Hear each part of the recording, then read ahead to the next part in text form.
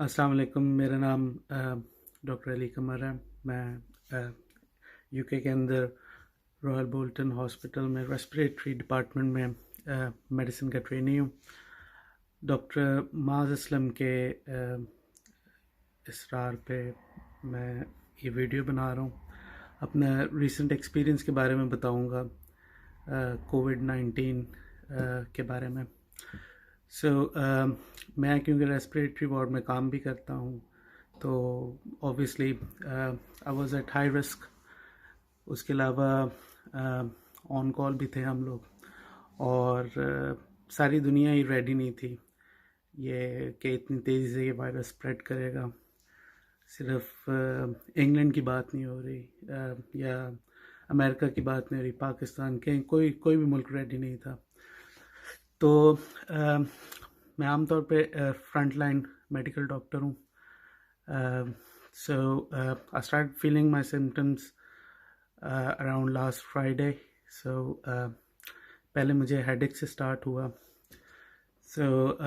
Headache Friday को मैं on call करके, रात की ऑन कॉल करके सुबह को वापस आया तो मेरे सर में दर्द होना शुरू हो गई हुई थी। उस वक्त सर भारी हो रहा था, आंखों के इर्द गिर्द दर्द हो रही थी।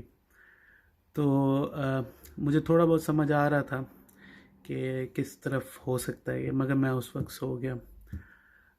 जब मैं सो के उठा तो मुझे फीवरिश सी फीलिंग आई।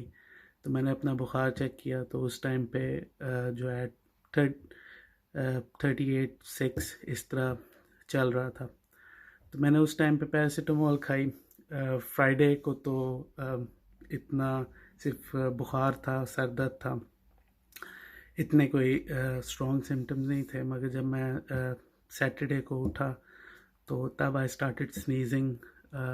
उसके अलावा I lost my sense of taste, I lost my sense of smell as well.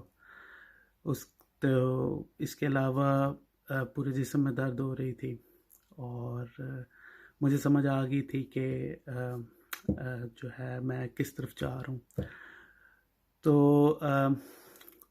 उसके बाद सिम्टम वर्स से वर्स होते गए सैटरडे। तो उसके बाद सिम्टम आगे संडे को डेवलप और मज़ीद हुए, और संडे का दिन काफ़ी बुरा था क्योंकि मैं इन मरीज़ों का देख रहा था कि ये किस तरह इनकी प्रोग्रेशन हो रही है। तो मुझे कुछ ना कुछ अंदाज़ा था कि अच्छा, अगर मुझे ये सिम्टम है तो फिर अब मुझे क्या करना चाहिए। आमतौर पे इसका इलाज तो कोई नहीं है, पैरासीटामोल और ब्रूफेन से ही कोशिश कर रहा था। कुछ लोगों की रिकमेंडेशन थी कि ब्रूफेन नहीं यूज़ करनी चाहिए, मगर क्योंकि मेरा बुखार पैरासीटामोल से कंट्रोल नहीं हो रहा था तो मैं ब्रूफेन के साथ उसे सप्लीमेंट करता था। तो सैटरडे इसी तरह, सैटरडे और संडे इसी तरह गुजर गए। काफ़ी फटीग था मैं, और ज़्यादातर बिस्तर पे ही गुजर गए। मंडे को मैंने अपने जो है हॉस्पिटल में बताया, क्योंकि मैंने काम पे जाना था। तो मैंने उनको बता दिया कि मुझे सिम्टम्स डेवलप हो गए हैं। तो यूके के अंदर ये है कि अगर आपको कोई नया बुखार या ड्राई कफ आ रहा है तो you have to inform your hospital, and फिर उसके आगे वो देखते हैं कि आपको वो चेक पे रखते हैं। तो खैर, सिम्टम की जहाँ तक मैं बात कर रहा था, तो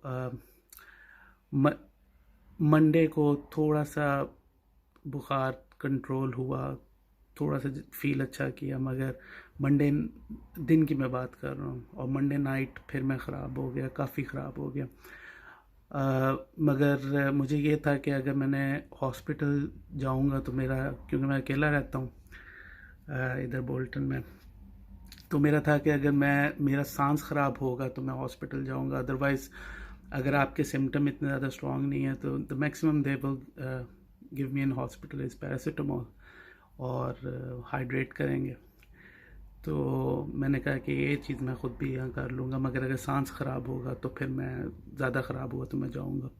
तो मैं अपना हर 2 से 3 घंटे के बाद अपना स्टेथोस्कोप से चेस्ट सुनता था, मैं सांस चेक करता था, अपनी पल्स चेक करता था।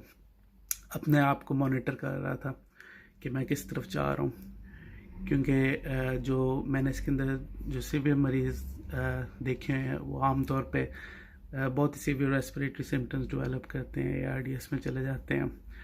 और जो ट्यूसडे को जो मुझे डर लगा हुआ था, जब बुखार मेरा टूट नहीं रहा था, मुसलसल रह रहा था, तो वो यही था कि ये अगर मेरा चेस्ट ख़राब हो रहा है, कि मैंने देखा था कि ये पेशेंट जो ख़राब हुए हैं, जो बहुत सीवियर सिम्टम्स जिनके डेवलप, उनके ARDS डेवलप हुआ है, उनको हम लोगों ने वेंट के ऊपर डाला है। तो उसके बाद उनका एक फिनोमेना है इसके अंदर साइटोकाइन स्टॉर्म का, तो उसकी वजह से उनका रेस्पिरेटरी कोलैप्स हो जाता है। तो हम उन्हें बहुत से वेजोप्रेसेस देते हैं, मगर उनका रेस्पिरेटरी कोलैप्स हुआ होता है टोटल, तो उसके बाद वो उनकी डेथ हो जाती है। तो ट्यूसडे को मैं ज़रा था कि व्हाट शुड आई डू, क्योंकि पेरेंट्स दूर रहते हैं, पाकिस्तान में रहते हैं मेरे वाले साहब, और मेरी बहन अमेरिका में रहती है। तो मैंने उनको ट्यूसडे को नहीं, वेडनेसडे को बताया, जब मैं थोड़ा सा इस हालत में आया। मैंने उन्हें बताया कि मेरे सिम्टम्स हैं और यही है, कोरोना वायरस ही है। तो मैंने बस उनको ज़्यादातर आश्रय दिया, और तो वो कुछ नहीं कर सकते क्योंकि सारी फ़्लाइट्स वगैरह बंद हैं। तो खैर बीच में मैं अपना ख्याल खुद रखता गया, मेरे दोस्त अच्छे थे, वो मेरे लिए गौसी कर देते थे, तो मैं घर के अंदर ही, फ्लैट के अंदर ही अपने कन्फाइन था। तो जो है lot of hot drinks, coffee पीने का वैसे भी शौक़ है मुझे, तो मैं कॉफ़ी काफ़ी पीता था और अपने आप को हाइड्रेट रख रहा था, क्योंकि मुझे टेस्ट और स्मेल नहीं आ रही थी, तो मुझे पता नहीं चल रहा था कि मैं क्या खा रहा हूँ। तो इसमें मैंने देखा था जो पेशेंट होते हैं वो डिहाइड्रेट हो जाते हैं और उस मील स्किप करना शुरू कर देते हैं। तो फिर मैं ये इस चीज़ का ध्यान रख रहा था कि मैं अपना मील ना कोई स्किप करूं और अपने आप को मुसलसल हाइड्रेट रखूं। तो जो है अराउंड वेडनेसडे मेरा बुखार टूट गया, और then it all went into reverse. मेरी ज़ुकाम वगैरह बहुत कम हो गया हुआ, और बुखार अब नियरली ख़त्म हो गया हुआ। टुडे इज़ फ्राइडे, और मैंने अपने हॉस्पिटल वालों को बता दिया है कि my symptoms are settling down, and I will be ready to go back to work on Monday most probably, क्योंकि सिम्टम्स सारे मेरे अब सेटल डाउन हो रहे हैं। मुझे अब नज़ला ज़ुकाम ख़त्म हो गया हुआ, गला जो है वो खुश्क ज़रूर है, ज़रा पका हुआ है, मगर काफ़ी अब बेहतर है। और अभी मेरी टेस्ट और स्मेल जो है वो इतनी जो नॉर्मली होते हैं वो वापस नहीं आई, मगर कंपैरेटिवली बेहतर है पहले से। अब मुझे समझ आ रही है कि मैं क्या कर रहा हूँ, और आहिस्ता आहिस्ता फटीग्ड हूँ, मगर फटीग इसमें बहुत बुरा होता है, बहुत ज़्यादा फटीग होती है, यानी कि it will be like a worst cough, worst flu. So fatigued आप होते हैं, तो काफ़ी फटीग्ड हूँ, मगर ये है कि होपफुली रेस्ट का भी टाइम है, 2-3 दिन और है मेरे पास, तो होपफुली फटीग भी एड्रेस हो ही जाएगी। मेरा ये वीडियो बनाने का मकसद अपने पाकिस्तानी कोलीग्स के लिए ये था कि मेजॉरिटी में ये माइल्ड सिम्टम्स ही डेवलप हो रहे हैं। मीडिया में ज़्यादातर सीवियर सिम्टम्स आते हैं, और कुछ ऐसे एज ग्रुप में सीवियर सिम्टम्स कुछ इंडिविजुअल्स को डेवलप हुए हैं, जिसके बाद काफ़ी जो है इसके बारे में लोग डर गए हैं, ख़ासतौर पे मेडिकल प्रोफेशनल्स इंसान हैं सारे, वो भी काफ़ी डर गए हैं। तो मैं सिर्फ उनको हिम्मत देने के लिए कह रहा हूँ कि ज़्यादातर में माइल्डली सिम्टम्स हैं as a WHO is reporting.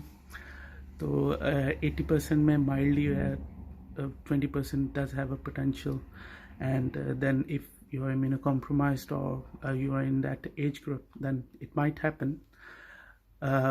But we have to fight this on the front foot. इसकी ट्रांसमिशन बहुत हाई है, तो ये नहीं हो सकता कि हम घर बैठ जाएं और कोई दुआ करेंगे हमें नहीं लगेगा। वो आपको अगर अस्पताल में ज़रूर आप हाई रिस्क ज़रूर है, मगर आपको शॉपिंग मॉल के अंदर लग सकता है, आपको कहीं आप पेट्रोल भरवाने गए हैं वहाँ लग सकता है, ये कहीं भी लग सकता है ये। और हम सारों को ये सोच के करना चाहिए कि एक तो हमें अल्लाह ताला ने इतना मौका दिया, ये भी अच्छी बात है। ये भी सोच के करना चाहिए कि हमारे भी बड़े बुज़ुर्ग हैं जिनके लिए ये ख़तरनाक है, तो we have to fight it out. Fight it out के बगैर कोई चारा नहीं है। और हिम्मत पकड़ें, सदका जारिया भी है।